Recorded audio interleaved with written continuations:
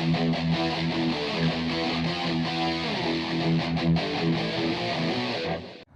guys, Rominating Reaper here. It's pissing down outside. Perfect conditions, so that can only mean one thing, yep. I'm outside the cinema, and this is quite a big one, yeah. New Marvel movie, yep. Captain America, Brave New World. Looking forward to this. I obviously enjoy all the Captain America films, and I'm very, very excited to see Sam Wilson headlining his first solo film with the Shield. So, yeah, I'm hoping that this will be a good one, obviously for the sake of Anthony Mackie. So to find out, I'm gonna head in, get my snacks, and get seated for Brave New World.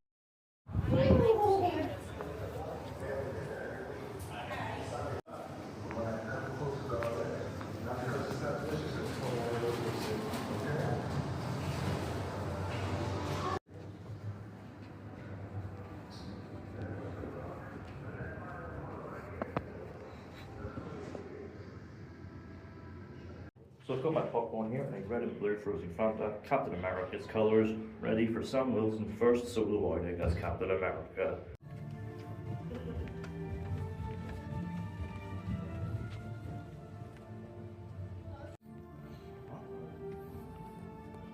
So yeah, Captain America, Brave New World. I'm back from seeing it. This, of course, is directed by Julius Ona, who previously brought us the Cloverfield paradox, and obviously, as of recent, the MCU has been on something of a comeback, really, following on from films like Love and Thunder, Quantumania, and The Marvels. Deadpool and Wolverine last year was a huge hit for them, billion-dollar grosser, biggest R-rated film of all time. So when you're in Kevin Feige's position and you're trying to keep up that trajectory, what do? Well, you follow it up with one of the MCU's established franchises, Captain America. I was looking forward to this because obviously this is, Sam Wilson headlining his own film as Captain America. So I was looking forward to seeing how he'd fare. But is this a worthy first outing for our new Captain America? Let's find out. So in the film, Thaddeus Ross has been sworn in as President of the United States. And with his new position of power, he reveals ambitious plans for a highly innovative, cutting-edge new material known as adamantium. However, after an attempt on his life, there is soon a shadowy conspiracy afoot, and so Sam Wilson races against the clock to get to the bottom of it and save the day. Because there's no man better for the job than Captain America.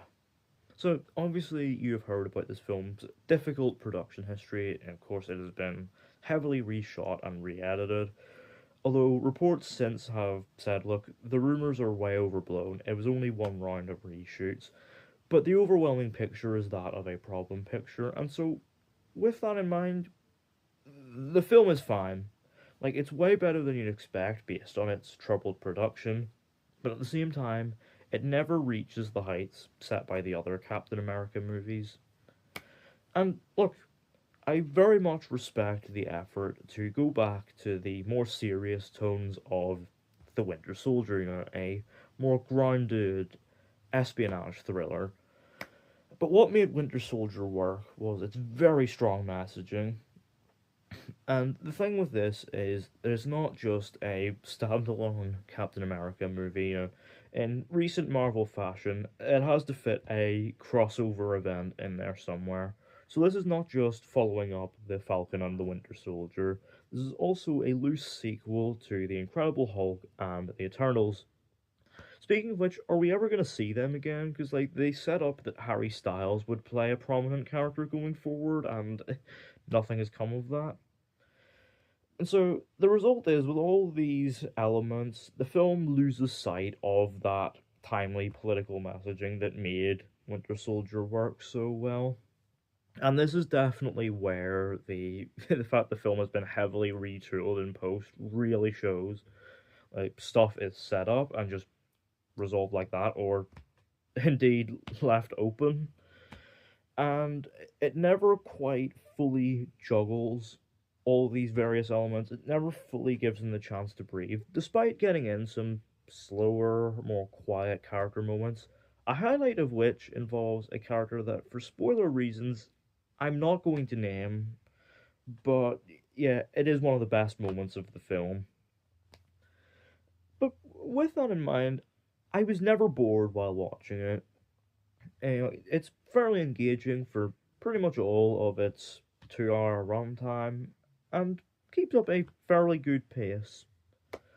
To its credit, the action scenes are really well done. You get a mix of handheld fights, a notable one being the sort of trademark opening Captain America mission. There's some good choreography there, and they're shot and edited fairly well too. We also get a mix of bigger battles with more kinetic camera and more of a sense of scale. A highlight of which, and possibly the standout moment of the film, is a big battle across the Indian Ocean. That was really, really well done. The action throughout is consistently very, very entertaining. And the actors also do a very good job, despite the the hindrance of the production they've had to work with. They really make the most of it. Anthony Mackie, really carries the mantle of Captain America on those magnificent shoulders. He's very, very likable, and he does a great job as a man who, not only has to face this, great pressure of living up to the great man Steve Rogers, but also feels that pressure to do the right thing no matter what. And yeah, Mackie does a very good job of it. We also have the addition of Danny Ramirez as Joaquin Torres, and I like the little dynamic between Sam and Joaquin, although Joaquin as a character is basically left as a vehicle to dispense unfunny quips. It's a Marvel movie after all. We also have Carl Lumbly as Isaiah Bradley, and yeah, he does a really good job too. And we also have the great Giancarlo Esposito as Sidewinder. And considering he was apparently a last minute addition, he is really fucking good. I really want to see more of Sidewinder going forward in the MCU. The film's MVP, though, is goddamn Harrison Ford as Thaddeus Ross. Like, considering this is obviously a Harrison Ford paycheck vehicle, this is probably the most committed performance he has given in a while. He is really, really good here. Now, not every character fares as well. We, of course, have the return of Tim Blake Nelson as Samuel Stearns, whose role is basically just relegated to standing around in the shadows, exchanging menacing monologues. Like, that is basically the extent of his role. Of course, we also have the elephant in the room, the character of Ruth, who, of course, in the comics is the Israeli superhero Sabra, but they forego all of that, and yeah, so the whole character's whole presence is just kind of like, she is still Israeli, don't get me wrong, but like there's not really too much to her character. Like, she's prominent screen time wise, but in terms of her actual agency in the story, like, yeah, she sort of just goes where the story takes her, I guess. Like, it's probably about the best I can sum it up with. And now I have to address the other big issue of the film, and that is that 90 to 95% of the film's visual effects look fucking terrible. I yeah, again, the heavily retooled film really shows here, because yeah, there's a lot of effects here that look really unfinished, especially this sort of like kinetic energy, the Wakandan kinetic energy coming from Captain America's wings. There's also a lot of really sloppy green screens as well that do sort of take you out of the fairly entertaining spectacle of it all. And this is abundantly clear in the big final battle between Captain America and Red Hulk. The effects for Red Hulk look really good, by the way, but my god, the actual battle itself takes place in what is probably the most like jarringly obvious green screen background of the whole MCU. It really sticks out like a sore thumb, and that's a shame because the action on display is really good and actually has some fairly solid emotional moments as well. But just yeah, those visuals really sort of take you out of it.